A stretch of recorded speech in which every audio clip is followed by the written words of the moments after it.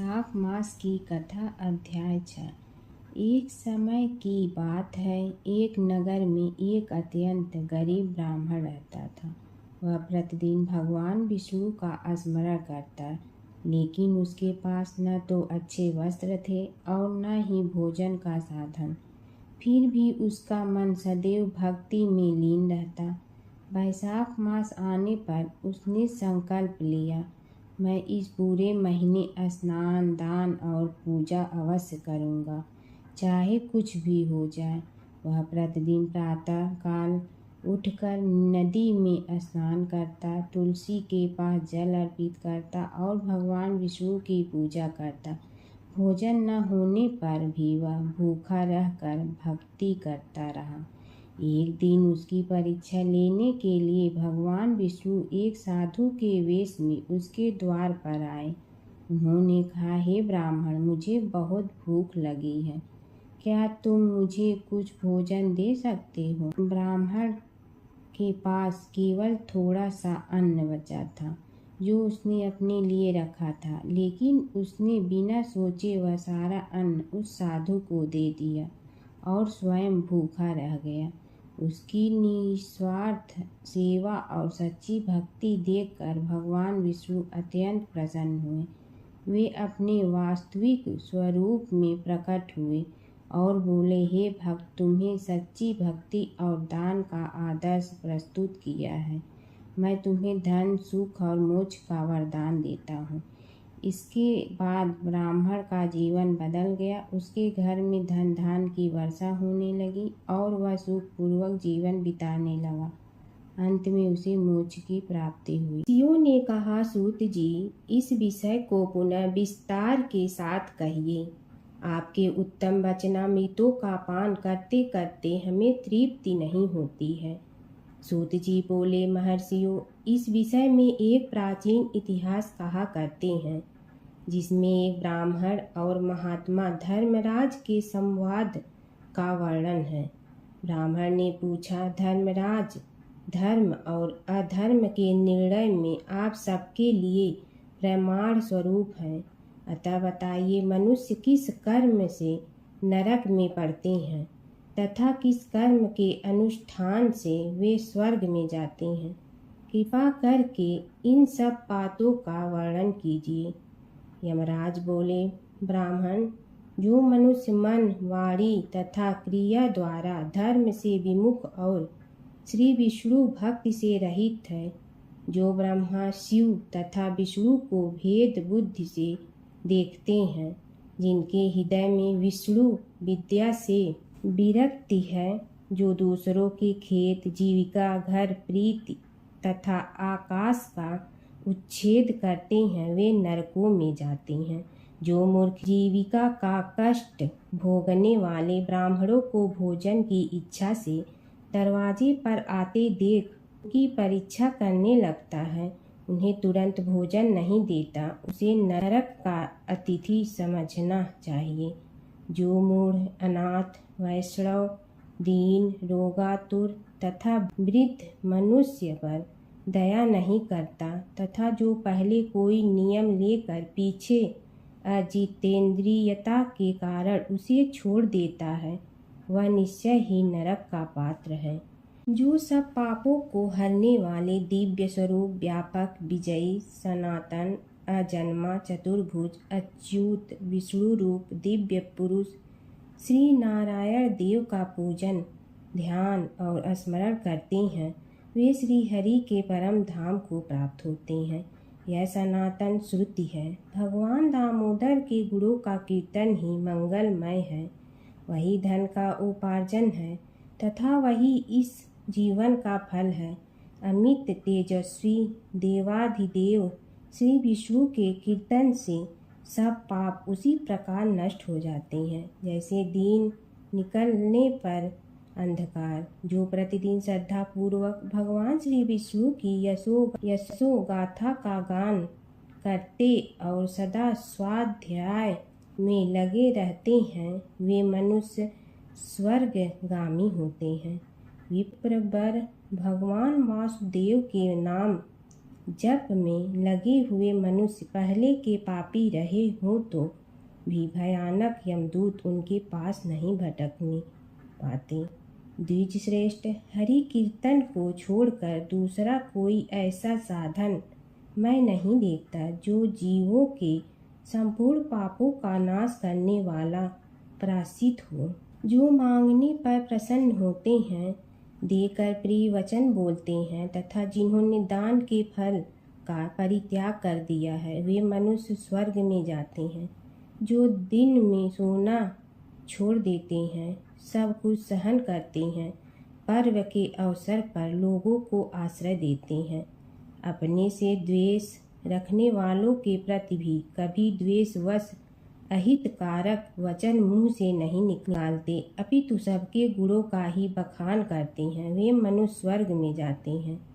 जो पराई स्त्रियों की ओर से उदासीन होते हैं और सत्व गुण में स्थित होकर मन, वाणी अथवा क्रिया द्वारा कभी उनमें रमण नहीं करते, वे मनुष्य स्वर्गगामी होते हैं।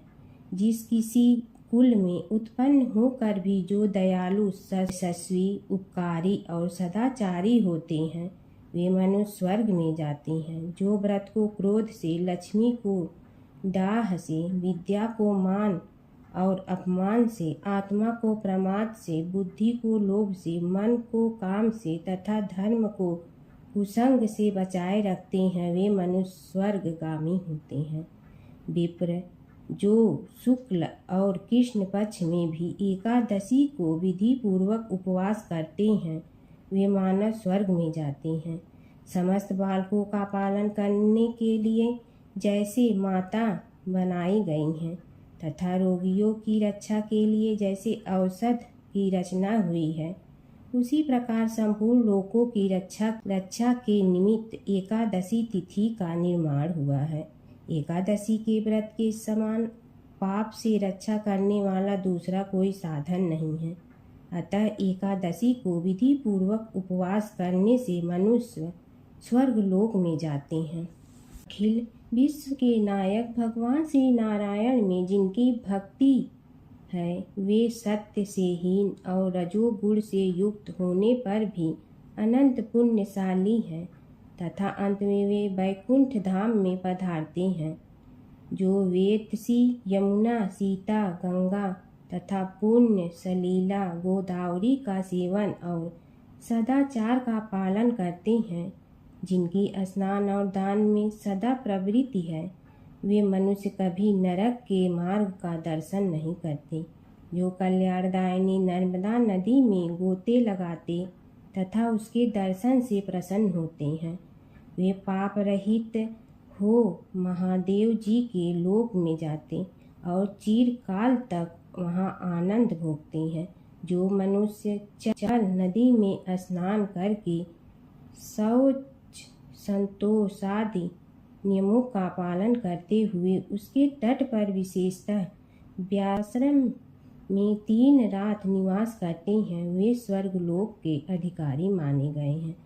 जो गंगा जी के जल में अथवा प्रयाग, केदारखंड, पुष्कर, व्यासाश्रम या प्रभास क्षेत्र में मृत्यु को प्राप्त होते हैं, वे विष्णु लोक में जाते हैं। जिनकी द्वारका या कुरुक्षेत्र में मृत्यु हुई है अथवा जो योगाभ्यास से मृत्यु को प्राप्त हुए हैं अथवा मृत्यु काल में जिनके मुख से हरि इन 2 अक्षरों का उच्चारण हुआ है, वे सभी भगवान श्री हरि के प्रिय हैं। विप्र, जो द्वारकापुरी में 3 रात भी ठहर जाता है, वह अपनी 11 इंद्रियों द्वारा किए हुए सारे पापों को नष्ट करके स्वर्ग में जाता है। ऐसी वहाँ की मर्यादा है। वैष्णव व्रत एकादशी के पालन से होने वाला धर्म तथा यज्ञादिक के अनुष्ठान से उत्पन्न होने वाला धर्म, इन दोनों को विधाता ने तराजू पर रख कर तोला था। उस समय इनमें से पहले का ही पलड़ा भारी था। ब्राह्मण जो एकादशी का सेवन करते हैं तथा जो अच्युत अच्युत कहकर भगवान नाम का कीर्तन करते हैं, उन पर मेरा शासन नहीं चलता। मैं तो स्वयं ही उनसे बहुत डरता हूँ। जो मनुष्य प्रत्येक मास में एक दिन अमावस्या को श्राद्ध के नियम का पालन करते हैं और ऐसा करने के कारण जिनके पितर सदा तृप्त रहते हैं, वे धन्य हैं, वे स्वर्गगामी होते हैं। भोजन तैयार होने पर जो आदर पूर्वक उसे दूसरों को परोसते हैं और भोजन देते समय जिनके चेहरे के रंग में परिवर्तन नहीं होता, वे शिष्ट पुरुष स्वर्गलोक में जाते हैं। जो मृत्यु लोक के भीतर भगवान श्री नर नारायण के आवास स्थान बदरिकाश्रम में और नंदा सरस्वती के तट पर 3 रात निवास करते हैं, वे धन्यवाद के पात्र और भगवान श्री विष्णु के प्रिय हैं।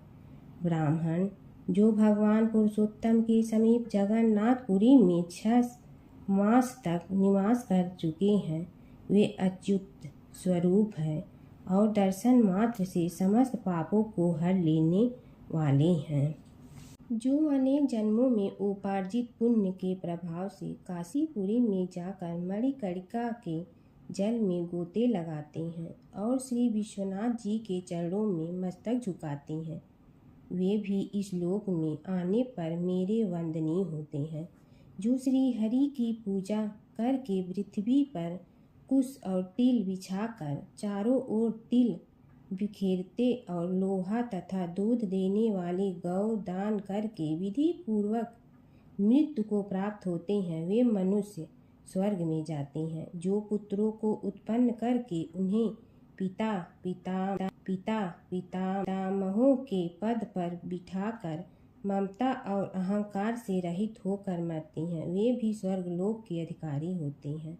जो चोरी डकैती से दूर रहकर सदा अपने ही धन से संतुष्ट रहते हैं अथवा अपने भाग्य पर ही निर्भर रहकर जीविका चलाते हैं, वे मनुष्य स्वर्गगामी होते हैं। जो स्वागत करते हुए शुद्ध पीड़ा रहित मधुर तथा पाप रहित वाणी का प्रयोग करते, वे लोग स्वर्ग में जाते हैं। जो दान धर्म में प्रवृत्त तथा धर्म मार्ग के अनुयायी पुरुषों का उत्साह बढ़ाते हैं, वे चिरकाल तक स्वर्ग में आनंद भोगते हैं। जो हेमंत ऋतु शीतकाल में सूखी लकड़ी, गर्मी में शीतल जल तथा वर्षा में आश्रय प्रदान करता है, वह स्वर्ग लोक में सम्मानित होता है। जो नित्य नैमित्तिक आदि समस्त पुण्य कालों में भक्तिपूर्वक श्राद्ध करता है, वह निश्चय ही देव लोक का भागी होता है। दरिद्र का दान, सामर्थ्यशाली की क्षमा, नौजवानों की तपस्या, ज्ञानियों का मौन, सुख भोगने के योग्य, पुरुषों की सुखेच्छा निवृत्त तथा संपूर्ण प्राणियों पर दया, ये सद्गुण स्वर्ग में ले जाते हैं। ध्यान युक्त तप भवसागर से तारने वाला है और पाप को पतन का कारण बताया गया है। यह बिल्कुल सत्य है, इसमें संदेह की गुंजाइश नहीं है। ब्राह्मण स्वर्ग की राह पर ले जाने वाले समस्त साधनों का मैंने यहाँ संक्षेप से वर्णन किया है। अब तुम और क्या सुनना चाहते हो? माता सीता की कथा। यह कहानी सीता माता कहती थी और श्री राम इसे सुना करते थे। एक दिन श्री राम भगवान को किसी काम के लिए बाहर जाना पड़ा, तो सीता माता कहने लगी कि भगवान, मेरा तो 12 वर्ष का नित्य नियम है। अब आप बाहर जाएंगे तो मैं अपनी कहानी किसे सुनाऊंगी? श्री राम ने कहा कि तुम कुएं की पाल पर जाकर बैठ जाना और वहां जो औरतें पानी भरने आएंगी उन्हें अपनी कहानी सुना देना। सीता माता कुएं की पाल पर जाकर बैठ जाती हैं। एक स्त्री आई, उसने रेशम की जड़ी की साड़ी पहन रखी थी और सोने का घड़ा ले रखा था। सीता माता उसे देख कहती हैं कि बहन, मेरा 12 वर्ष का नित्य नेम सुन लो। पर वह स्त्री बोली कि मैं तुम्हारा नित्य नेम सुनूंगी तो मुझे घर जाने में देरी हो जाएगी और मेरी सास मुझसे लड़ेंगी। उसने कहानी नहीं सुनी और चली गई। उसकी रेशम जड़ी की साड़ी फट गई।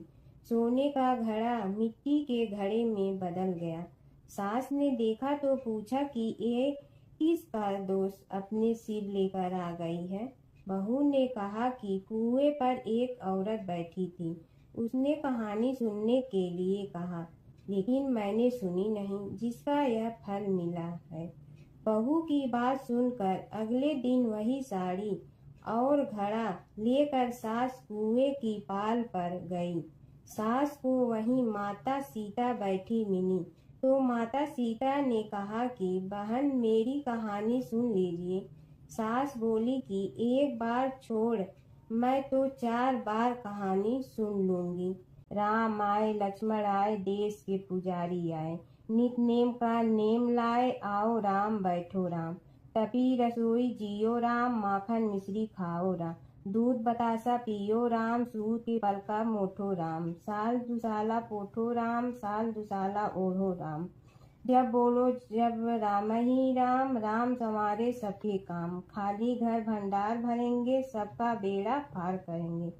श्री राम जय जय राम। सास बोली कि बहन, कहानी तो बहुत अच्छी लगी। कहानी सुनकर सास घर चली गई और उसकी साड़ी फिर से रेशम जड़ी की बन गई। मिट्टी का घड़ा फिर सोने के घड़े में बदल गया। बहू कहने लगी, सासू माँ, आपने ये सब कैसे किया? सास ने कहा कि बहू, तू दोष लगा के आई थी और मैं अब दोष उतार कर आ रही हूँ। बहू ने फिर पूछा कि वह कुएं वाली स्त्री कौन है? सास बोली कि वे सीता माता थी। वे पुराने से नया कर देती हैं, खाली घर में भंडार भर देती हैं। वह लक्ष्मी जी का वास घर में कर देती हैं। आदमी की जो भी इच्छा हो उसे पूरा कर देती हैं। बहू बोली कि ऐसी कहानी मुझे भी सुना दो। सास बोली कि ठीक है, तुम भी सुनो। और सास ने कहानी शुरू की। राम आए लक्ष्मण आए, देश के पुजारी आए, नित नेम का नेम लाए, आओ राम बैठो राम। तपी रसोई जियो राम, माखन मिश्री खाओ राम। दूध बतासा पियो राम, सूत के पल का मोठो राम। साल दुसाला पोठो राम, साल दुसाला ओढ़ो राम। जब बोलो जब राम ही राम, राम संवारे सबके काम। खाली घर भंडार भरेंगे, सबका बेड़ा पार करें। श्री राम जय जय राम। कहानी सुनकर बहू बोली कि कहानी तो बहुत अच्छी है। सास ने कहा कि ठीक है, इस कहानी को रोज कहा करेंगे। अब सास बहू रोज सवेरे उठती, नहाती धोती और पूजा करने के बाद नित नेम की सीता की कहानी कहती। एक दिन उनके यहाँ एक पड़ोस की औरत आई और बोली कि बहन, जरा सी आँच दे ना। तो वह बोली कि आज तो अभी हमने जलाई ही नहीं। पड़ोसन ने कहा कि तुम सुबह 4 बजे से उठकर क्या कर रही हो?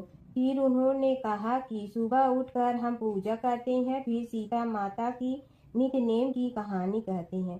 पड़ोसन ने उसकी बात सुनकर फिर कहा कि सीता माता की कहानी कहने से तुम्हें क्या मिलता है?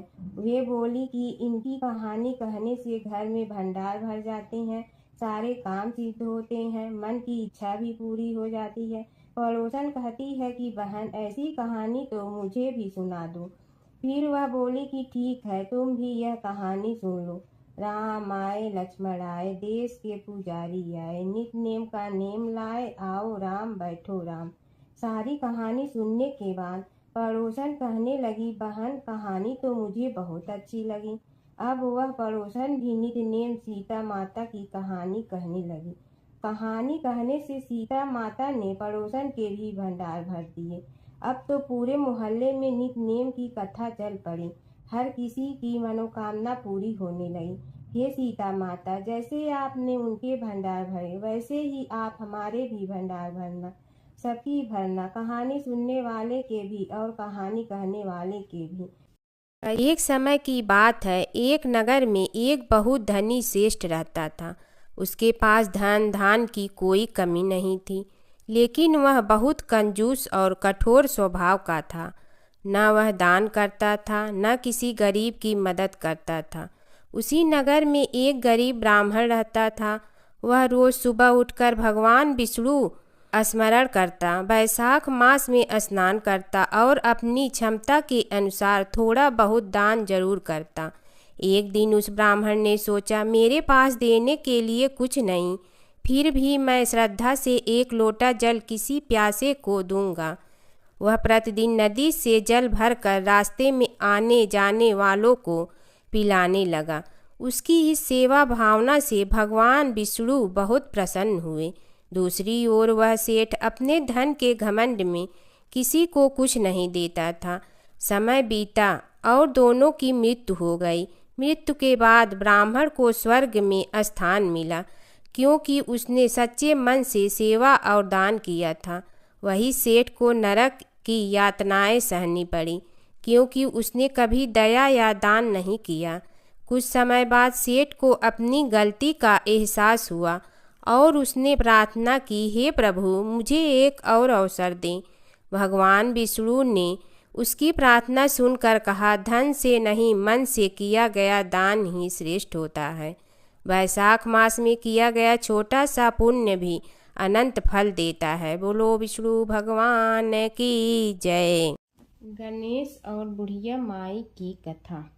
एक बुढ़िया थी, वह बहुत ही गरीब और दृष्टिहीन थी। उसके एक बेटा और बहू थी। वह बुढ़िया सदैव गणेश जी की पूजा किया करती थी। एक दिन गणेश जी प्रकट होकर उस बुढ़िया से बोले, बुढ़िया माँ, तू जो चाहे सो मांग ले। बुढ़िया बोली, मुझे तो मांगना नहीं आता, कैसे और क्या मांगूं? तब गणेश जी बोले, अपने बहू बेटे से पूछ कर मांग ले। तब बुढ़िया ने अपने बेटे से कहा, गणेश जी कहते हैं तू कुछ मांग ले, बता मैं क्या मांगूं? पुत्र ने कहा, माँ तू धन मांग ले। बहू से पूछा तो बहू ने कहा, नाती मांग ले। तब बुढ़िया ने सोचा कि ये तो अपने अपने मतलब की बात कर रहे हैं।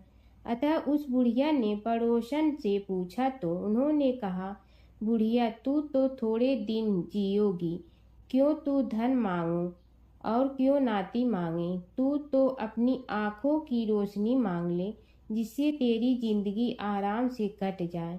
इस पर बुढ़िया बोली, यदि आप प्रसन्न है तो मुझे 9 करोड़ की माया दे, निरोगी काया दे, अमर सुहाग दे, आँखों की रोशनी दे, नाती दे, पोता दे और सब परिवार को सुख दे और अंत में मोक्ष दे। यह सुनकर तब गणेश जी बोले, बुढ़िया माँ, तुमने तो हमें ठग लिया, फिर भी जो तूने मांगा है वचन के अनुसार सब तुझे मिलेगा। और यह कहकर गणेश जी अंतर ध्यान हो गए। उधर बुढ़िया माँ ने जो कुछ मांगा वह सब कुछ मिल गया।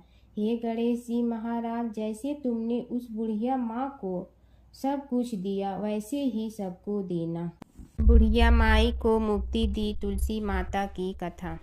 एक बुढ़िया माई तुलसी जी को सींचती और कहती कि हे तुलसी माता, सत की दाता, मैं तेरा बिडला सींचती हूँ, मुझे बहू दे, पीताम्बर की धोती दे, मीठा मीठा घास दे, बैकुंठा में वास दे, चटक की चाल दे, पटक की मोत दे, चंदन का काठ दे, रानी सा राज दे, दाल भात का भोजन दे, 11 की मौत दे, कृष्ण जी का कंधा दे। तब तुलसी माता यह सुनकर सूखने लगी।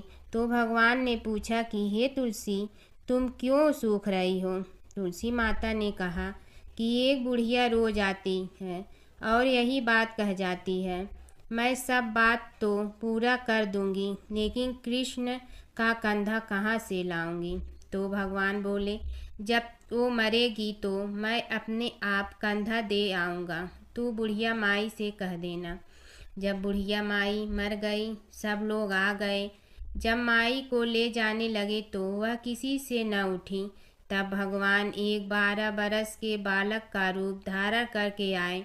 बालक ने कहा, मैं कान में एक बात कहूँगा तो बुढ़िया माई उठ जाएगी। बालक ने कान में कहा, बुढ़िया माई मन की निकाल ले, पीताम्बर की धोती ले, मीठा मीठा घास ले, बैकुंठा का वास ले, चटक की चाल ले, पटक की मोत ले, कृष्ण जी का कंधा लें। यह सुनकर बुढ़िया माई हल्की हो गई। भगवान ने कंधा दिया और बुढ़िया माई को मुक्ति मिल गई। हे तुलसी माता, जैसे बुढ़िया माई को मुक्ति दी वैसे सबको देना।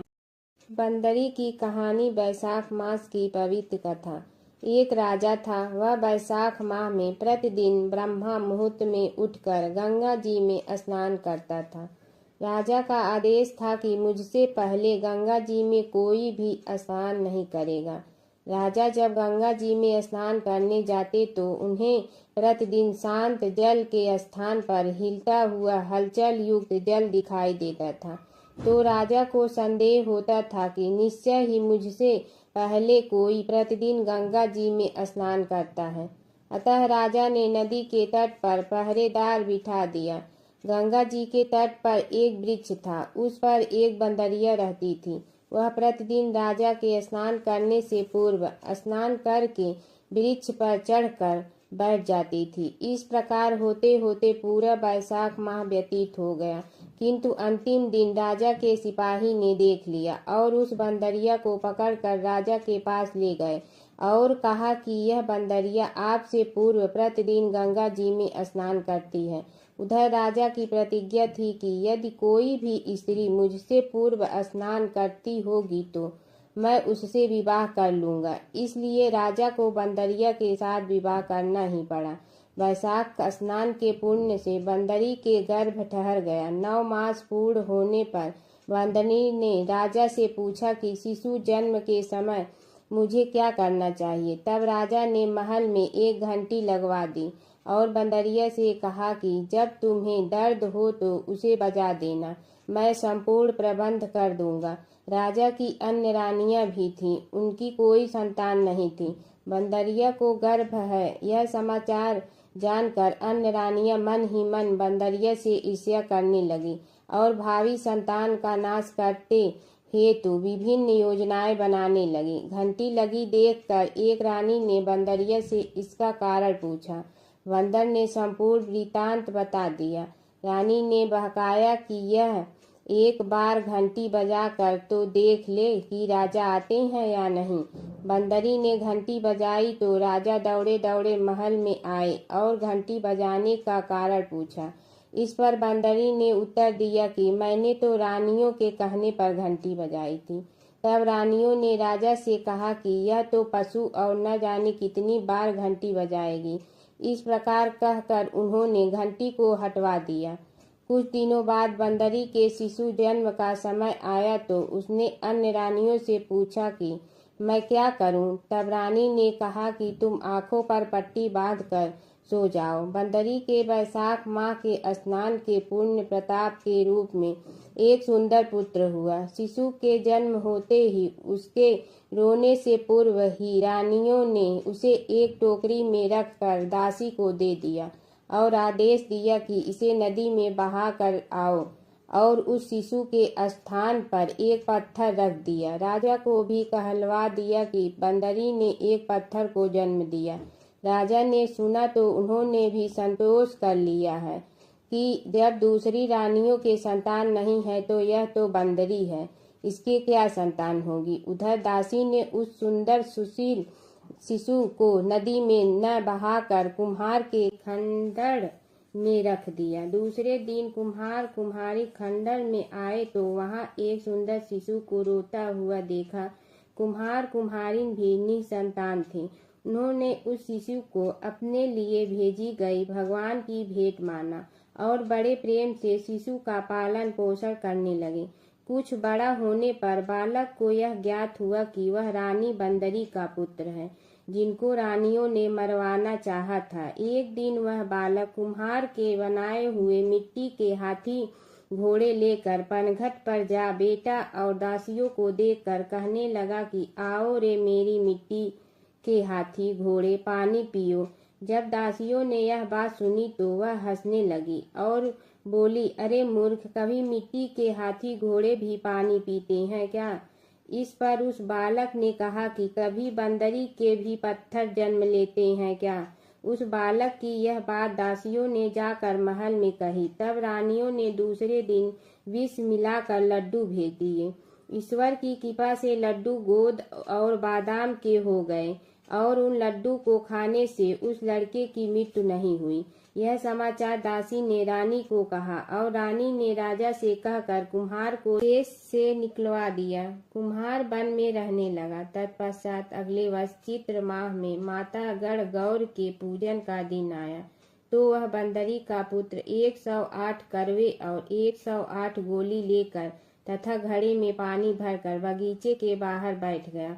उधर राजा की और साहूकार की पुत्रियां गढ़गौर बनाने के लिए मिट्टी लेने के लिए आई। तब बगीचे में खेलने और झूलने लगी। इस कारण कुछ समय बाद उन्हें प्यास लगी। तब उन्होंने उस बंदरी के पुत्र से जल पिलाने के लिए कहा तो उस बालक ने उत्तर दिया कि मेरे पास एक गोली है, उसे खाते जाओ और मेरी चारों ओर फेरे लगाती जाओ, तब मैं तुम्हें जल पिलाऊंगा। इस पर पहले तो कन्याओं ने मना किया, किंतु प्यास तीव्र होने के कारण मान गई। इस प्रकार गोली खाने और उस युवक के साथ फेरे लेने से वह गर्भवती हो गई। बाद में जब उनके माता पिता को यह ज्ञात हुआ तो वह सभी कुम्हार के पास आए और संपूर्ण वृत्तांत सुनाया तथा कहा कि तेरे पुत्र ने हमारी कन्याओं से विवाह किया है, अब तुम्हें इन्हें अपने पास रखना होगा। तब कुम्हार ने निर्धन होने के कारण असमर्थता व्यक्त की। 2 कन्याओं की माता पिता ने बहुत सारा धन देकर अपनी कन्याओं को कुम्हार के घर विदा किया और कुमार के घर 108 बहुएं आ गई और कालांतर में उनके 108 ही पोते हो गए। कुम्हार ने समस्त नगरी को भोजन हेतु निमंत्रण दिया और राजा को भी बुलवा दिया। राजा के यहाँ से रानी बंदरी के अतिरिक्त सब भोजन हेतु पधारे। तब राजकुमार राजा की आज्ञा लेकर बंदरी को लेने रथ पालकी लेकर गया और लाकर सभा में सबसे ऊंचे स्वर्ण आसन पर बैठाया। राजकुमार ने अपनी सभी पत्नियों को समझा दिया था कि बंदरी मुझे जन्म देने वाली माता है। एक एक बहू रानी बंदरी के चरण स्पर्श करती गई और एक एक सोने का सिक्का और पोते को गोद में देती गई। जब राजा और अन्य रानियों ने यह सब देखा तो कुम्हार के पुत्र से इसका कारण पूछा। रानियों को तो संदेह होने लगा कि यह अवश्य ही बंदरी का पुत्र है। इसलिए रानी और रूठ कर राजा को कहने लगी कि कुम्हार के पुत्र ने हमारा अपमान किया है और बंदरी का सम्मान किया है, अतः हम लौट कर जा रहे हैं। इधर राजा को पुत्र के जन्म का संपूर्ण रहस्य ज्ञात हो गया, इसलिए उन्होंने रानियों को देश निकाल दिया और अपनी सभी पुत्र वधू एवं पुत्रों को लेकर महल में आया और राजकुमार का राज तिलक हुआ। कुम्हार कुम्हारिन को राजकुमार ने महल में रहने के लिए निवेदन किया, किंतु वह नहीं माने। तब राजा ने उन्हें ढेर सारा धन दे दिया। वैशाख स्नान का इतना महत्व है तो सबको वैशाख स्नान करना चाहिए। बंदरी ने वैशाख स्नान किया तो उसे राजा का राज्य, पुत्र, बहुएं आदि प्राप्त हुई है। ईश्वर जैसे बंदरी को पुण्य मिले, इस प्रकार हमें भी पुण्य देना। एक बूढ़ा ब्राह्मण था। वह रोज पीपल को जल से सींचता था। पीपल में से रोज एक लड़की निकलती और कहती, पिताजी मैं आपके साथ जाऊंगी। यह सुनते सुनते बूढ़ा दिन ब दिन कमजोर होने लगा। तो बुढ़िया ने पूछा कि क्या बात है। बूढ़ा बोला कि पीपल से एक लड़की निकलती है और कहती है कि वह भी मेरे साथ चलेगी। बुढ़िया बोली कि कल ले आना उस लड़की को, जहाँ 6 लड़कियां पहले से ही हमारे घर में है, वहाँ 7वीं लड़की और सही। अगले दिन बूढ़ा उस लड़की को घर ले आया। घर लाने के बाद बूढ़ा ब्राह्मण आटा मांगने गया तो उसने पहले दिनों की अपेक्षा आज ज्यादा आटा मिला था। जब बुढ़िया वह आटा छानने लगी तो लड़की ने कहा कि लाओ माँ, मैं छान देती हूँ। जब वह आटा छानने बैठी तो परात भर गई। उसके बाद माँ खाना बनाने जाने लगी तो लड़की बोली कि आज रसोई मैं बनाऊंगी। तो बुढ़िया बोली कि ना, तेरे हाथ जल जाएंगे। लेकिन लड़की नहीं मानी। वह रसोई में खाना बनाने गई तो उसने तरह तरह के 36 व्यंजन बना डाले और आज सभी ने भरपेट खाना खाया। इससे पहले वह आधा पेट भूखा ही रहते थे। रात हुई तो बुढ़िया का भाई आया और कहने लगा कि दीदी मैं तो खाना खाऊंगा। बुढ़िया परेशान हो गई कि अब खाना कहाँ से लाऊंगी। लड़की ने पूछा कि क्या बात है माँ। उसने कहा कि तेरा मामा आया है और रोटी खाएगा, लेकिन रोटी तो सबने खा ली है, अब उसके लिए कहाँ से लाऊंगी। लड़की बोली कि तू चिंता मत कर माँ, मैं बना दूंगी। और वह रसोई में गई और मामा के लिए 3600 व्यंजन बना दी। मामा ने भरपेट खाया और कहा भी कि ऐसा खाना इससे पहले उसने कभी नहीं खाया है। बुढ़िया ने कहा कि भाई तेरी बावनी भाजी है, उसी ने बनाया है। शाम हुई तो लड़की बोली कि माँ चौका लगा के चौके का दिया जला देना, कोठे में मैं सोऊंगी। बुढ़िया बोली कि ना बेटी तू डर जाएगी, लेकिन वह बोली कि ना माँ मैं नहीं डरूंगी, मैं अंदर कोठे में ही सोऊंगी। वह कोठे में ही जाकर सो गई। आधी रात को लड़की उठी और चारों ओर आंख मारी तो धन ही धन हो गया। वह बाहर जाने लगी तो एक बूढ़ा ब्राह्मण सो रहा था। उसने देखा तो कहा कि बेटी तू कहाँ चली। लड़की बोली कि मैं तो दरिद्रता दूर करने आई थी, अगर तुम्हें दूर करवानी है तो करवा लो। उसने बूढ़े के घर में भी आँख से देखा तो चारों ओर धन ही धन हो गया। सुबह सवेरे सब उठे तो लड़की को ना पाकर उसे ढूंढने लगे कि पावनी बेटी कहाँ चली गई। बूढ़ा ब्राह्मण बोला कि वह तो लक्ष्मी माता थी, जो तुम्हारे साथ मेरी दरिद्रता भी दूर कर गई। हे लक्ष्मी माता, जैसे आपने उनकी दरिद्रता दूर की वैसे ही सबकी करना। एक नगर में एक ब्राह्मण दंपति रहते थे। वे दोनों प्रतिदिन 7 कोस दूर गंगा और यमुना नदी में स्नान करने जाते थे। इतनी दूर आने जाने से ब्राह्मण की पत्नी थक जाती थी। एक दिन उसने अपने पति से कहा कि हमारा एक पुत्र होता तो कितना अच्छा रहता। पुत्र के बहू आती तो हमें घर वापस जाने पर खाना बना हुआ मिलता और बहू घर का काम भी कर देती। अपनी पत्नी की बात सुनकर ब्राह्मण ने कहा कि तूने बात तो सही कही है, चल मैं तेरे लिए बहू ला ही देती हूँ। ब्राह्मण ने कहा कि एक पोटली में आटा डालकर कुछ मोहरे रख दे। ब्राह्मण के कहे अनुसार उसने पोटली बांध कर दे दी। पोटली लेकर ब्राह्मण चला गया। ब्राह्मण सफ़र के दौरान यमुना के किनारे बहुत ही सुंदर लड़कियां दिखाई दी। वे रेत में घर बनाकर खेल रही थीं। उनमें से एक लड़की ने कहा कि मैं अपना घर नहीं बिगाड़ूंगी, मुझे तो रहने के लिए एक घर चाहिए। लड़की की बात सुनकर ब्राह्मण मन ही मन सोचने लगा कि बहू बनाने के लिए यही लड़की उचित है। जब वह लड़की जाने लगी तो ब्राह्मण भी उसके पीछे पीछे उसके घर तक चला गया। वहां जाकर ब्राह्मण ने उस लड़की से कहा, बेटी किसी के घर खाना नहीं खाता, मैं अपने साथ आटा लेकर आया हूँ। तुम अपनी माता से पूछो कि क्या वह मेरे लिए आटा छान कर 4 रोटी बना देंगी। यदि वह मेरा आटा छान कर रोटी बनाएंगी तो ही मैं रोटी खा लूँगा। लड़की ने जाकर अपनी माँ को ये सारी बात बताई। माँ ने कहा, उचित है, जाकर ब्राह्मण देव से कह दो कि वह अपना आटा दे, मैं रोटी बना दूंगी। जब वह आटा छानने लगी तो आटे में से मोहरे निकली। वह सोचने लगी कि जिसके आटे में इतनी मोहरे हैं उसके घर में कितनी मोहरे होंगी। जब ब्राह्मण खाना खाने बैठा तो लड़की की माँ ने उस ब्राह्मण से पूछा, क्या आपका कोई लड़का है और क्या आप उस लड़के की सगाई करने जा रहे हो। यह सुनकर ब्राह्मण ने कहा कि मेरे लड़का तो काशी में पढ़ने गया हुआ है, लेकिन यदि तुम कहो तो खाड़ कटोरे से विवाह करके तेरी बेटी को अपने साथ ले जाऊं। लड़की की माँ ने कहा, ठीक है ब्राह्मण देव। इस पर लड़की की माँ ने लड़की की खाट कटोरे से शादी करके ब्राह्मण के साथ भेज दिया। ब्राह्मण ने घर आकर कहा, रामू की माँ, दरवाज़ा खोल कर देख, मैं तेरे लिए बहू लेकर आया हूँ। ब्राह्मण की पत्नी भीतर से ही बोली, हमारे तो कोई बेटा बेटी नहीं है, तो बहू कहाँ से आए। दुनिया ताने मारती थी, अब आप भी मारने लगे। ब्राह्मण ने कहा, तू दरवाज़ा खोल कर तो देख, जब ब्रह्माणी ने दरवाज़ा खोला तो सामने बहू को खड़ी देखा। उसने बहू का स्वागत किया और आदर सत्कार से अंदर ले गई।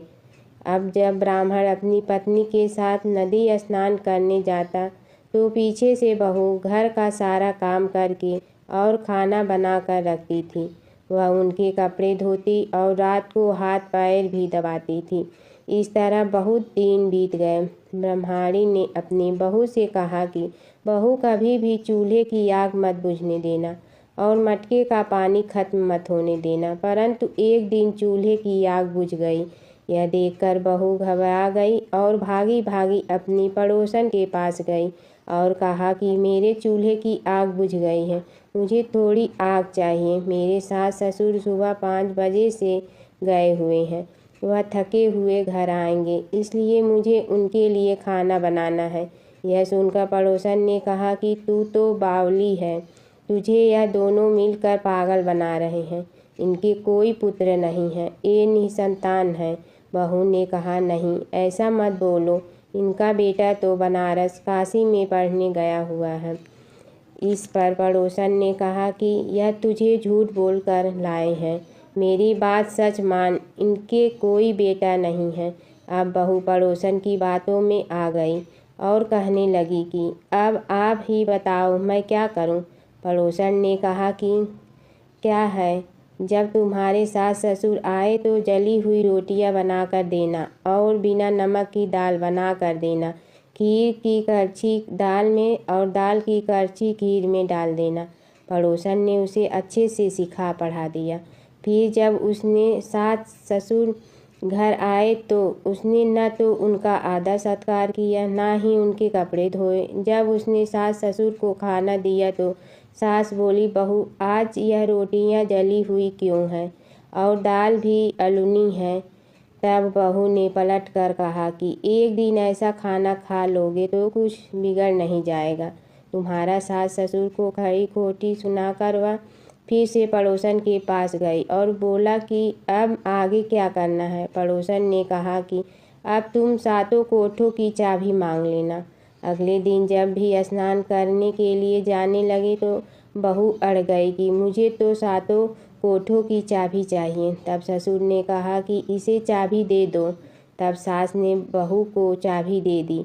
सास ससुर के जाने के बाद जब बहू ने दरवाजे खोले तो देखा कि किसी में अन्न भरा है, किसी में धन भरा है और किसी कोठे में बर्तन पड़े हैं। जब उसने सबसे ऊपर का 7वां कोठा खोला तो देखा कि शिव जी, पार्वती माता, लक्ष्मी, गणेश जी, पीपल पथवारी, कार्तिक के ठाकुर, राई, दामोदर, तुलसी जी का बिड़वा, गंगा यमुना और 33 कोटि देवी देवता विराजमान है। वहीं पर एक लड़का चंदन की चौकी पर बैठा माला जप रहा है। यह सब देखकर उसने लड़के से पूछा कि तुम कौन हो। तब लड़का बोला कि मैं तेरा पति हूँ, अभी दरवाज़ा बंद कर दे, जब मेरे माता पिता आएंगे तब दरवाज़ा खोलना। यह सब देखकर बहू बहुत खुश हुई और 16 श्रृंगार कर सुंदर वस्त्र पहनकर अपने सास ससुर का इंतजार करने लगी। उसने अपने सास ससुर के लिए अच्छे अच्छे पकवान बनाए। जब उसके सास ससुर घर पर आए तो उसने उनका आदर सत्कार किया और प्रेम पूर्वक खाना खिलाया और हाथ पैर दबाने लगी। पैर दबाते दबाते बहू ने कहा कि माँ, आप इतनी दूर गंगा यमुना स्नान करने के लिए जाती हो तो आप थक जाती हो, इसलिए आप घर पर ही स्नान क्यों नहीं कर लेती। यह सुनकर सास कहने लगी कि बेटी, गंगा यमुना घर पर तो नहीं बहती हैं। तब उसने कहा, हाँ माँ जी, बहती हैं, चलो मैं आपको दिखाती हूँ। जब बहू ने 7वां कोठा खोल कर दिखाया तो उसमें शिव जी, पार्वती जी, गणेश जी, लक्ष्मी जी, पीपल पथवारी, कार्तिक के ठाकुर, राई, दामोदर, तुलसी जी का बिड़वा, गंगा यमुना बह रही थी और 33 कोटि देवी देवता विराजमान हैं। वहीं चौकी पर बैठा एक लड़का माला जप रहा है। माँ ने उसे देखकर कहा कि बेटा, तुम कौन हो। लड़का बोला, माँ, मैं तेरा बेटा हूँ। तब ब्रह्माणी ने पूछा कि तू कहाँ से आया है। लड़के ने जवाब दिया कि मुझे कार्तिक ने भेजा है। माँ ने कहा, बेटा, यह संसार कैसे मानेगा कि तू मेरा बेटा है। माँ ने कुछ विद्वान पंडितों से मदद मांगी। पंडितों ने कहा, इस पार बहू बेटा खड़े हो जाए और उस पार माँ खड़ी हो जाए। माँ ने चमड़े की अंगिया पहनी हो और छाती में से दूध की धार निकलकर बेटे की दाढ़ी मूछ भिगे और पवन पानी से गठजोड़ा बंधे, तब मानेंगे कि यह इस माँ का बेटा है। उसने ऐसा ही किया। चमड़े की अंगिया फट गई और छाती में से दूध की धार निकलकर बेटे की दाढ़ी मूछ भीग गई। पवन पानी से बहू बेटे का गठजोड़ा बंध गया। यह सब देखकर ब्राह्मण और उसकी पत्नी की खुशी का ठिकाना न रहा। प्राचीन काल की बात है। एक नगर में धर्मपाल नाम का एक निर्धन किंतु अत्यंत धर्मनिष्ठ व्यक्ति रहता था। वह न तो अधिक पूजा पाठ जानता था और न ही उसके पास धन था, परंतु उसके हृदय में भगवान विष्णु के प्रति अपार श्रद्धा थी। प्रतिदिन प्रातः स्नान कर भगवान विष्णु का स्मरण करता और तुलसी दल अर्पित करता। तब भी वह हरि नाम का जाप करता रहता। एक दिन किसी कारणवश वह पूजा न कर सका। मन में ग्लानि हुई और रात को उसने भगवान विष्णु से क्षमा याचना की। उसी रात उसे स्वप्न में विष्णु ने दर्शन दिए और कहा, हे भक्त, जो भी व्यक्ति श्रद्धा से मेरा स्मरण करता है, मैं उसके सभी पाप हर लेता हूँ। भक्ति में विधि नहीं, भाव प्रधान होता है। कुछ समय बाद धर्मपाल के जीवन की सभी कठिनाइयाँ दूर हो गई। उसके घर में सुख शांति और समृद्धि आ गई। अंत समय में उसे वैकुंठ लोक की प्राप्ति हुई। विष्णु भगवान की कथा। एक नगर में एक सेठ व एक सेठानी रहते थे और सेठानी रोज विष्णु भगवान की पूजा करती थी। सेठ को उसका पूजा करना बिल्कुल अच्छा नहीं लगता था। इसी वजह से एक दिन सेठ ने सेठानी को घर से निकाल दिया। घर से निकलने पर वह जंगल की ओर गई तो देखा 4 आदमी मिट्टी खोदने का काम कर रहे थे। उसने कहा कि मुझे नौकरी पर रख लो। उन्होंने उसे रख लिया, लेकिन मिट्टी खोदने से सेठानी के हाथों में छाले पड़ गए और उसके बाल भी उड़ गए। वह आदमी कहते हैं कि बहन, लगता है तुम किसी अच्छे घर की महिला हो। तुम्हें काम करने की आदत नहीं है। तुम ये काम रहने दो और हमारे घर का काम कर लिया करो। वह चारों आदमी उसे अपने साथ घर ले गए और वह 4 मुट्ठी अनाज लाते और सभी बांट कर खा लेते। एक दिन सेठानी ने कहा कि कल से 8 मुट्ठी अनाज लाना।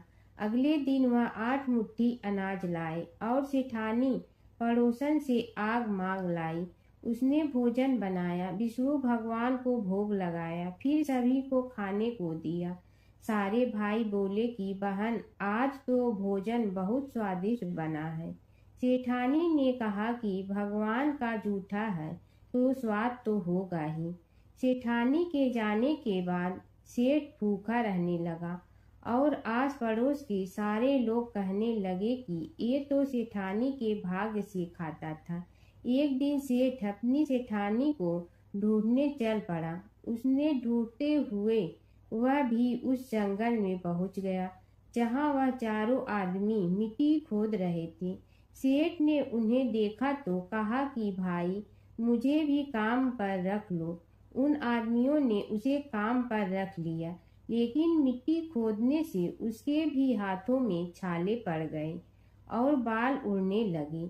उसकी यह हालत देख चारों बोले कि तुम्हें काम की आदत नहीं है, तुम हमारे साथ चलो और हमारे घर में रह लो।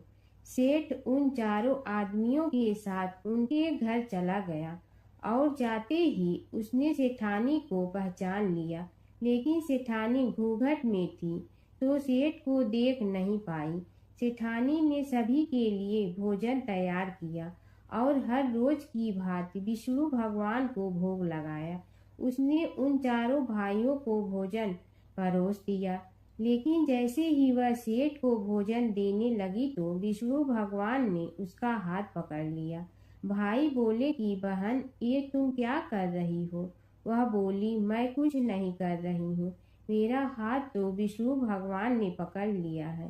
भाई बोले, हमें भी विष्णु भगवान के दर्शन कराओ।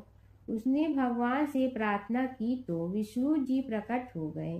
सभी ने दर्शन किए। सेठ ने सेठानी से क्षमा मांगी और सेठानी को साथ चलने को कहा। भाइयों ने अपनी बहन को बहुत सा धन देकर विदा किया। जब सेठानी के साथ सेठ भी भगवान विष्णु की पूजा करने लगा और उनके परिणाम से उनका घर अन्न धन से भर गया। एक समय की बात है कि विष्णु भगवान का विवाह लक्ष्मी जी के साथ निश्चित हो गया।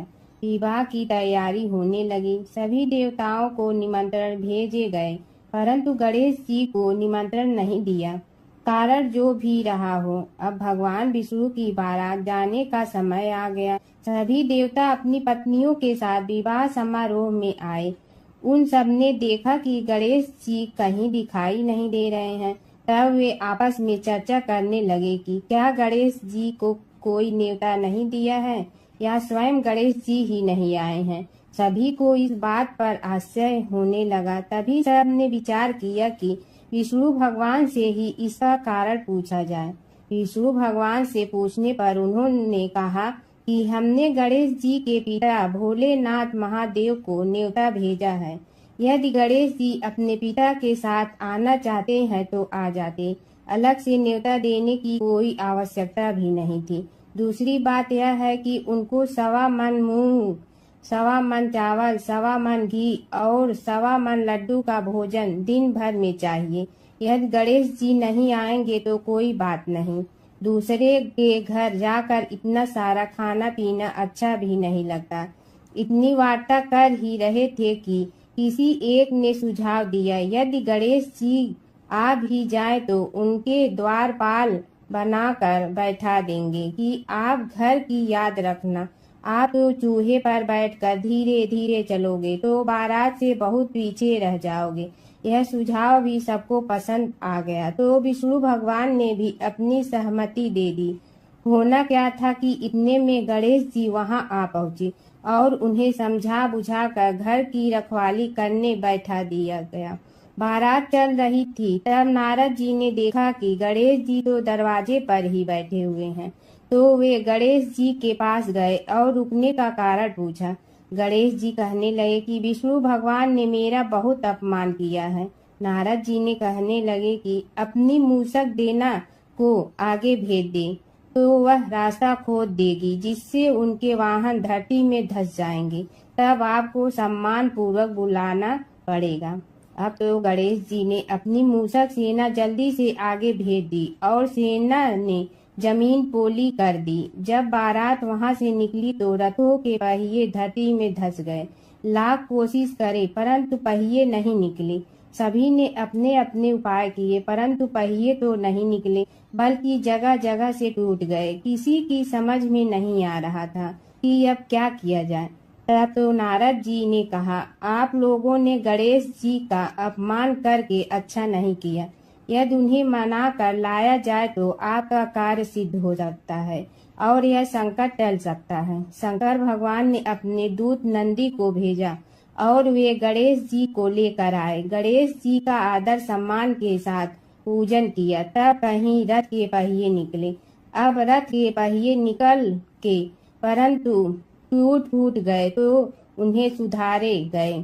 पास के खेत में खाती काम कर रहा था, उसे बुलाया गया। खाती अपना कार्य करने के पहले श्री गणेशाय नमः कहकर गणेश जी की वंदना मन ही मन करने लगा। देखते ही देखते खाती ने सभी पहियों को ठीक कर दिया। तब खाती कहने लगा कि हे देवताओं, आपने सर्वप्रथम गणेश जी को नहीं मनाया होगा और न ही उनकी पूजन की होगी, इसीलिए तो आपके साथ यह संकट आया है। हम तो मूर्ख अज्ञानी हैं, फिर भी पहले गणेश जी को पूजते हैं, उनका ध्यान करते हैं। आप लोग तो देवतागण हैं, फिर भी आप गणेश जी को कैसे भूल गए। अब आप लोग भगवान श्री गणेश जी की जय बोल कर जाएं तो आपके सब काम बन जाएंगे और संकट कट जाएंगे। ऐसा कहते हुए बारात वहां से चल दी और विष्णु भगवान को लक्ष्मी जी के साथ विवाह संपन्न करा के सभी सकुशल घर लौट आए। हे गणेश जी महाराज, आपने विष्णु को जैसे कारज सारियो ऐसे कारज सबको सिद्ध कर जो। बोलो गजानन भगवान की जय। जमुना की कहानी। प्राचीन समय में एक गांव था जिसमें दो बहनें रहा करती थी। एक बहन का नाम गंगा था तो दूसरी बहन का नाम जमुना था। एक बार दोनों बहनें एक साहूकार के खेत से गुजर रही थी तो जमुना ने 13 दाने जौ के तोड़ लिए, जिसे देख गंगा बोली कि तुझे तो ग्रहण लग गया, तूने चोरी की है। इस पर जमुना बोली कि अब मेरा ग्रहण कैसे धुलेगा। गंगा ने कहा कि तुझे 12 साल तक साहूकार के यहाँ नौकरी करनी पड़ेगी, तभी तेरा पाप धुलेगा और ग्रहण से मुक्ति मिलेगी। जमुना साहूकार के यहाँ नौकरी के लिए जाती है और अपने लिए काम मांगती है। साहूकार उसे काम पर रख लेता है, लेकिन काम करने से पहले जमुना उसे कहती है कि मैं सारे काम करूंगी लेकिन 4 काम नहीं करूंगी। जूठे बर्तन नहीं मांजूंगी, झाड़ू नहीं लगाऊंगी, बिस्तर नहीं बिछाऊंगी और दिया नहीं जलाऊंगी। 12 साल के बाद कुंभ का मेला लगा तो साहूकारनी भी कुंभ नहाने जाने लगी। जमुना ने उसे जाते देख कहा कि कुंभ के मेले में मेरी बहन गंगा मिलेगी तो उसे यह सोने का टक्का दे देना, इससे वह अपने हाथों में सुंदर चूड़ियां पहन लेगी। साहूकारनी ने कुंभ के मेले में गंगा को वह सोने का टका दे दिया। गंगा ने उनसे वह टका लेते हुए कहा कि मेरी बहन को कहना कि उसके 12 वर्ष पूरे हो गए हैं, अब वह वहां वापिस आ जा। साहूकार व साहूकारनी वापिस घर आए तब जमुना मटके में पानी भर रही थी। दोनों जमुना से बोले कि हमने सोने का वह टका तेरी बहन गंगा को दे दिया था और उसने कहा है कि तेरे 12 वर्ष पूरे हो गए हैं, इसलिए अब तुम वापिस जाओ। यह समाचार सुनते ही जमुना सहस्र धारा में बदल गई और बहने लगी। जमुना जी का यह रूप देखकर साहूकार और साहूकारनी परेशान हो गई थी। हमारे घर में जमुना माता ने काम किया, हमें तो अब ग्रहण लग गया है, हम यह ग्रहण कैसे उतारेंगे। जमुना भागकर गंगा माता के पास चली गई। गंगा ने जमुना से पूछा कि तुम साहूकारनी से कुछ कहकर आई हो या ऐसे ही बिना बताए आ गई। तब जमुना बोली कि मैं तो कुछ भी बताकर नहीं आई हूँ। गंगा ने कहा कि जा उन्हें धीरज दे आ, नहीं तो उन्हें जीवन भर असंतोष ही रहेगा। गंगा के कहने पर जमुना माता ने साहूकारनी को सपने में दर्शन दिए और कहा कि तुम दोनों उल्टे माथे क्यों पड़े हो, जाओ उठकर खाओ पियो। तब दोनों बोले कि हम कैसे उठे, हमें तो ग्रहण लगा है, क्योंकि हमने उल्टे सीधे और पता नहीं कितने नीच कार्य आपसे कराए हैं। तब जमुना जी बोली कि तुम्हें ग्रहण नहीं लगा है, ग्रहण तो मुझे लगा था कि मैंने तुम्हारे खेत से 13 दाने जौ के चुराए थे। मैं तो अपना ग्रहण उतारने तुम्हारे घर आई थी। मेरा ग्रहण तुम्हारे घर में 12 वर्ष तक रहने से उतर गया है और मेरी मुक्ति हो गई है। जमुना जी ने कहा कि तुम्हें कोई ग्रहण नहीं लगा है, उल्टे मेरे 12 वर्ष तक यहाँ रहने से तुम्हारी भी मुक्ति हो गई है। यह कहकर जमुना जी स्वप्न से चली गई। दोनों उठकर देखते हैं कि उनके घर में पहले से भी अधिक धन हो गया है। हे जमुना माता, जैसे आपने साहूकार व साहूकारनी की मुक्ति कराई, वैसे ही आप अपने सभी भक्तों की करना। बसेरे की कहानी। किसी गांव में एक भाट व एक जाट रहता था। दोनों में घनिष्ठ मित्रता थी। एक बार जाट अपनी बहन के घर जाने को तैयार हुआ तो भाट अपनी ससुराल जाने को तैयार हुआ।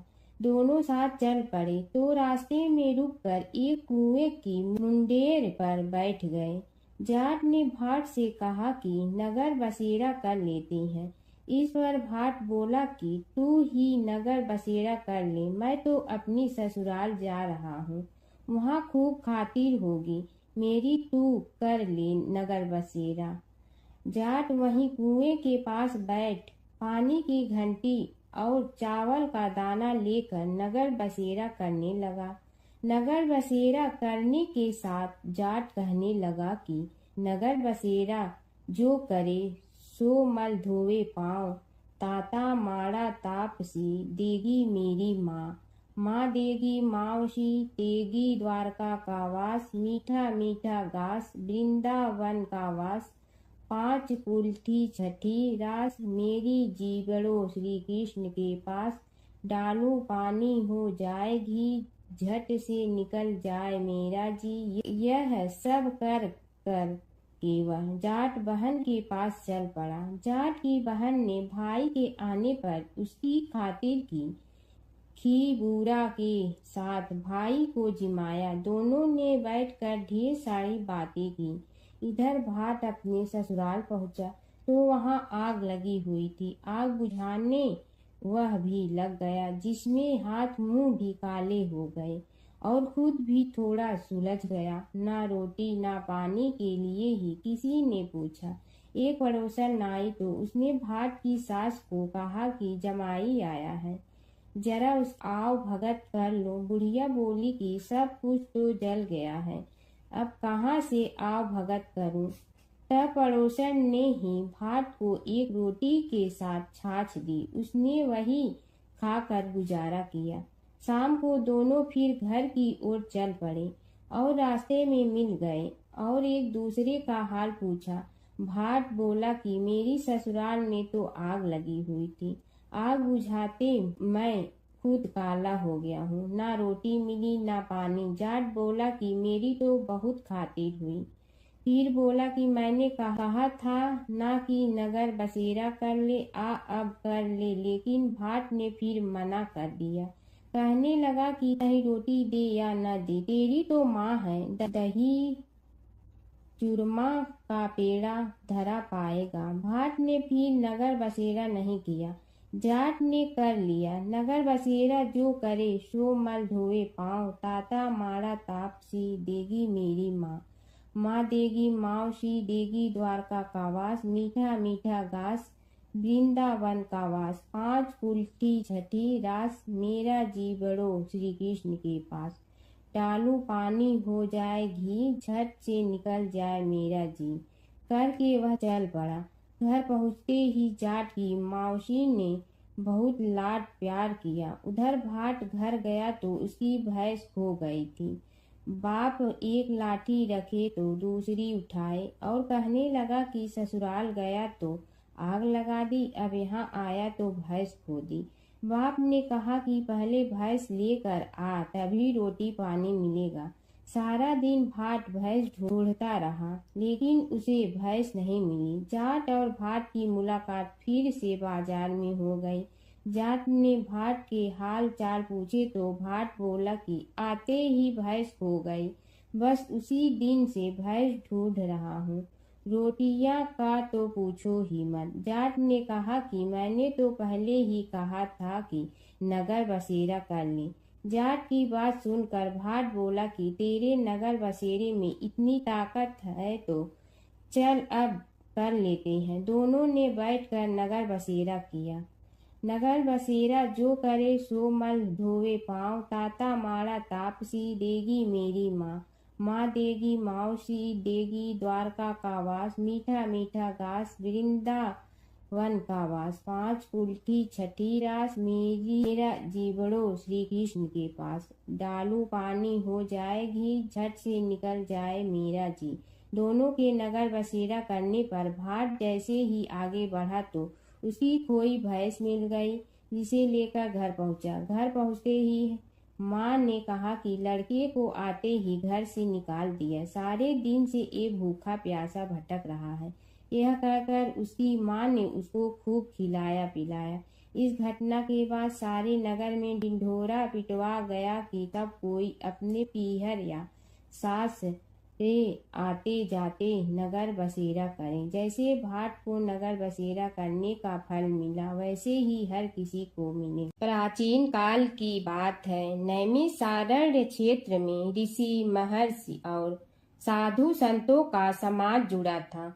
उसमें श्री सूत जी भी विद्यमान थे।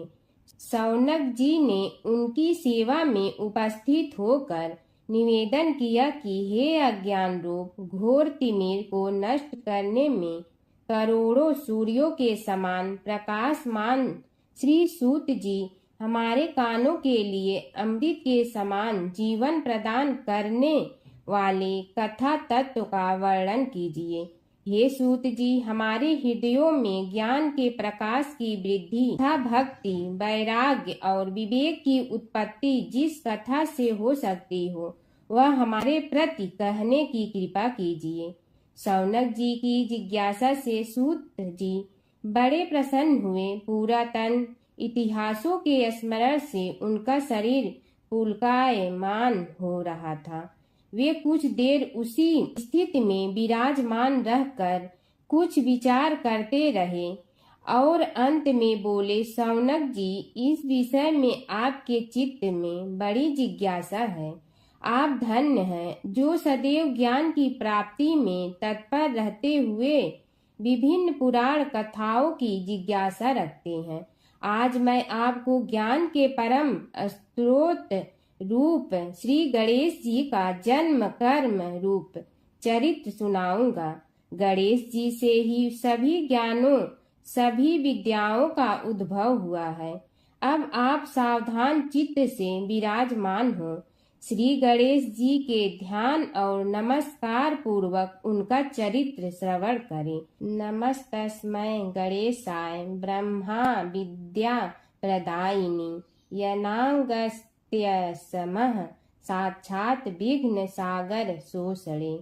कैसे हैं वे श्री गणेश जो सभी प्रकार की ब्रह्म विद्याओं को प्रदान करने वाले अर्थात ब्रह्मा के सगुण और निर्गुण स्वरूप पर प्रकाश डालने और जीव ब्रह्मा का अभेद प्रतिपादन करने वाली विद्याओं के दाता हैं। वे विघ्नों के समुद्रों को महर्षि अगस्त के समान शोषण करने में समर्थ हैं।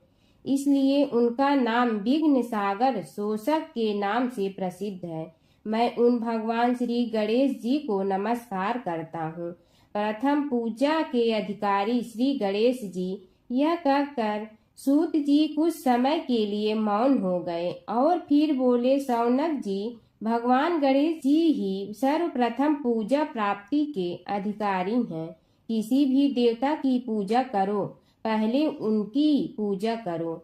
शौनक जी ने निवेदन किया, हे भगवान, हे सूत, सर्वप्रथम यह बताने की कृपा कीजिए कि गणेश जी को प्रथम पूजा का अधिकार किस प्रकार प्राप्त हुआ। इस विषय में मेरी बुद्धि मोह को प्राप्त हो रही है कि सृष्टि रचयिता ब्रह्मा जी, पालन करता भगवान नारायण और संहार करता शिव जी में से किसी को प्रथम पूजा का अधिकारी क्यों नहीं माना गया। यह त्रिदेव ही तो सबसे बड़ा देवता माने जाते हैं। सूत जी ने कहा, शौनक जी, यह भी एक रहस्य ही है। देखो, अधिकार मांगने से नहीं मिलता, इसके लिए योग्यता होनी चाहिए। संसार में अनेकों देवी देवताएं पूजे जाते हैं। पहले जो जिसका इष्ट देव होता है वह उसी की पूजा किया करता है। इससे बड़े देवताओं के महत्व में कमी आने की आशंका उत्पन्न हो गई। इस कारण देवताओं में परस्पर विवाद होने लगा। वे उसका निर्णय प्राप्त करने के लिए शिव जी के पास पहुँचे और प्रणाम करके पूछने लगे, प्रभु, हम सब में प्रथम पूजा का अधिकारी कौन है। शिव जी सोचने लगे कि किसे प्रथम पूजा का अधिकारी माने। तभी उन्हें एक युक्ति सूझी। बोले, देवगण, इसका निपटारा बातों से नहीं तथ्यों से होगा। इसके लिए एक प्रतियोगिता रखनी होगी, शिव की परिक्रमा करने की प्रतियोगिता। देवगण उनका मुख देखने लगे, शंकित हृदय से सोचने लगे कि कैसी प्रतियोगिता रहेगी। यह शिव जी ने उनके मन के भाव ताड़ लिए, इसलिए सांत्वना भरे शब्दों में बोले, घबराओ मत, कोई कठिन परीक्षा नहीं ली जाएगी। बस इतना ही कि सभी अपने अपने वाहनों पर चढ़कर संसार की परिक्रमा करो और फिर यहाँ लौट आओ। जो पहले लौटेगा वही सर्वप्रथम पूजा का अधिकारी होगा। अब क्या देर थी, सभी अपने अपने वाहन पर चढ़कर दौड़ पड़े। किसी का वाहन गजराज था तो किसी का सिंह, किसी का भैंसा तो किसी का मृग, किसी का हंस तो किसी का उल्लू, किसी का अश्व तो किसी का श्वान। अभिप्राय यह है कि वाहनों को विविधता के दर्शन उस समय जितने भले प्रकार से हो सकते थे उतने अन्य समय में नहीं। सबसे गया बीता वाहन गणेश जी का था मूषक, उससे चूहा भी कहते हैं। ऐसे वाहन के बल भरोसे इस प्रतियोगिता में सफल होना तो क्या, सम्मिलित होना भी हास्यास्पद है। गणेश जी ने सोचा, छोड़ो, क्या होगा प्रतियोगिता में भाग लेने से, हम तो यहाँ बैठे रहकर ही तमाशा देखेंगे। वे बहुत देर तक विचार करते रहे। अंत में उन्हें एक युक्ति सूझी। शिव जी स्वयं ही जगदाता हैं, यह संसार उन्हीं का प्रतिबिंब है, तब क्यों न इन्हीं की परिक्रमा कर ली जाए। इनकी परिक्रमा करने से ही संसार की परिक्रमा हो जाएगी। ऐसा निश्चय कर उन्होंने मूषक पर चढ़कर शिव जी की परिक्रमा की और उनके समक्ष जा पहुँचे। शिव जी ने कहा, तुमने परिक्रमा पूर्ण कर ली? उन्होंने उत्तर दिया, जी हाँ। शिव जी सोचने लगे कि इसे तो यहीं घूमते हुए देखा, फिर परिक्रमा कैसे कराया। देवताओं का परिक्रमा करके लौटना आरंभ हुआ और उन्होंने गणेश जी को वहां बैठे देखा तो माथा ठनक गया। फिर भी साहस करके बोले, अरे तुम विश्व की परिक्रमा के लिए नहीं गए? गणेश जी ने कहा, अरे मैं कब का यहाँ आ गया। देवता बोले, तुम्हें तो कहीं भी नहीं देखा। गणेश जी ने उत्तर दिया, देखते कहाँ से, समस्त संसार शिव जी में विद्यमान है। इनकी परिक्रमा करने से ही संसार की परिक्रमा पूर्ण हो गई। सूत जी बोले, शौनक, इस प्रकार गणेश जी ने अपनी बुद्धि के बल पर ही विजय प्राप्त कर ली। उनका कथन सत्य था, इसलिए कोई विरोध करता भी तो कैसे। बस उसी दिन से गणेश जी की प्रथम पूजा होने लगी। हर व्रत कथा के साथ पढ़ी और सुनी जाने वाली लपसी तपसी की यह कहानी।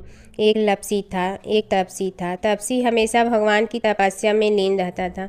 लपसी रोजाना सवा सेर की लपसी बनाकर भगवान का भोग लगाकर जीम लेता था। एक दिन दोनों लड़ने लगे। तपसी बोला, मैं रोज भगवान की तपस्या करता हूँ, इसलिए मैं बड़ा हूँ। लपसी बोला, मैं रोज भगवान को सवा सेर लपसी का भोग लगाता हूँ, इसलिए मैं बड़ा हूँ। नारद जी वहाँ से गुजर रहे थे। दोनों को लड़ता देखकर उनसे पूछा कि तुम क्यों लड़ रहे हो। तपसी ने खुद के बड़ा होने का कारण बताया और लपसी ने अपना कारण बताया। नारद जी बोले, तुम्हारा फैसला मैं करूँगा। दूसरे दिन लपसी और तपसी नहाकर अपनी रोज की भक्ति करने आए तो नारद जी ने छुपकर 1.25 करोड़ की एक एक अंगूठी उन दोनों के आगे रख दी। तपसी की नज़र उस अंगूठी पर पड़ी जो उसने चुपचाप अंगूठी उठाकर अपने नीचे दबा ली। तब लपसी की नज़र अंगूठी पर पड़ी, लेकिन उसने ध्यान नहीं दिया। भगवान को भोग लगाकर लपसी खाना खाने लगा। नारद जी सामने आए तो दोनों ने पूछा कि कौन बड़ा, तो नारद जी ने तपसी से खड़ा होने को कहा। वो खड़ा हुआ तो उसने नीचे दबी अंगूठी दिखाई पड़ी। नारद जी ने लपसी से कहा, तपस्या करने के बाद भी तुम्हारी चोरी करने की आदत नहीं गई, इसलिए लपसी बड़ा है और तुम्हें तुम्हारी तपस्या का कोई फल भी नहीं मिलेगा। तपसी शर्मिंदा होकर माफ़ी मांगने लगा। उसने नारद जी से पूछा, मुझे मेरी तपस्या का फल कैसे मिलेगा। नारद जी ने कहा, यदि कोई गाय और कुत्ते की रोटी नहीं बनाएगा तो फल तुम्हें मिलेगा। यदि कोई ब्राह्मण को भोजन करवा कर दक्षिणा नहीं देगा तो फल तुम्हें मिलेगा। यदि कोई साड़ी के साथ ब्लाउज नहीं देगा तो फल तुझे मिलेगा। यदि कोई दिए से दिया जलाएगा तो फल तुम्हें मिलेगा। यदि कोई सारी कहानी सुने लेकिन तुम्हारी कहानी नहीं सुने तो फल तुझे मिलेगा। उसी दिन से हर व्रत कथा कहानी के साथ लपसी तपसी की कहानी भी सुनी और कही जाती है। ओम जय जगदीश हरे स्वामी जय जगदीश हरे। भक्त जनों के संकट क्षण में दूर करे। ओम जय जगदीश हरे। जो ध्यावे फल पावे दुख बिन दे मन का। सुख संपत्ति घर आवे कष्ट मिटे तन का। ओम जय जगदीश हरे। मात पिता तुम मेरे शरण कहूँ किसकी। तुम विनय और न दूजा आस करूँ जिसकी। ओम जय जगदीश हरे। तुम पूर्ण परमात्मा तुम अंतर्यामी। पार ब्रह्म परमेश्वर तुम सबके स्वामी। ओम जय जगदीश हरे। तुम बिंदा के सागर तुम पालन करता। मैं मूरख कल काम कृपा करो भरता। ओम जय जगदीश हरे। तुम हो ये कय गोचर सबके प्राणपति। किस विधि मिलूं दया में तुमको मैं कुमति। ओम जय जगदीश हरे। दीन बंधु दुख हरता तुम रक्षक मेरे। अपने हाथ उठाओ द्वार पड़ा तेरे। ओम जय जगदीश हरे।